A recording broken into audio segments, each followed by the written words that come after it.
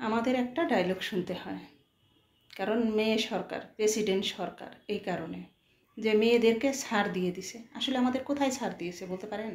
না বাবার বাড়ি, না সমাজে, না স্কুল, না কলেজ, না ভার্সিটি, কোথাও না। বলে স্বাধীনতা দিচ্ছে, কোনো স্বাধীনতা দেয় নাই।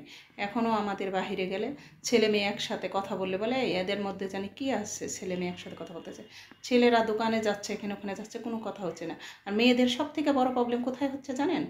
এই শ্বশুর বাড়িতে স্বামী বলতেছে তুমি ওড়না ঠিক করে গায়ে দাও, এই তুমি ঠিক করে কথা বলো, তুমি ঠিক করে হাঁটো। শাশুড়ি বলতেছে উঠা বসার নিয়ম করো, বাড়িঘর পরিষ্কার করো, তোমার এই কাজ ঠিক না, ওই কাজ ঠিক না। সারাদিন আমাদের ভুলের কিতাব গুনতে গুনতে আমাদের দিন শেষ, কিন্তু আমাদের তারপরেও ঠিক হচ্ছে না, কারণ আমরা বরবাদ ফ্যামিলি। কারণ মেয়ে মানুষ বলতেই এইটা, আমাদের কোনো ছাড় নাই। মাকে অনেক কিছু বলতে চাই, কিন্তু বলতে পারি না, ভয়ে। মা টেনশন করবে। ভাইয়ের বউকে বলতে চাই, বলতে পারি না, কারণ পরে আমাকে খোঁটা দিবে। স্বামীর বাড়ি নিজেই তো ভালো নাই, আবার আমাদের এসে সাজেশন দিচ্ছে। বড় বোনকে বলতে চাই, ভাবি বড় বোনকে বলবো, আবার ভাবি না বলবো না। সে ভবিষ্যতে হয়তো বা জায়গা সম্পত্তি নিয়ে কিছু যদি হয়, সেও আমাকে খোঁটা দিতে পারে।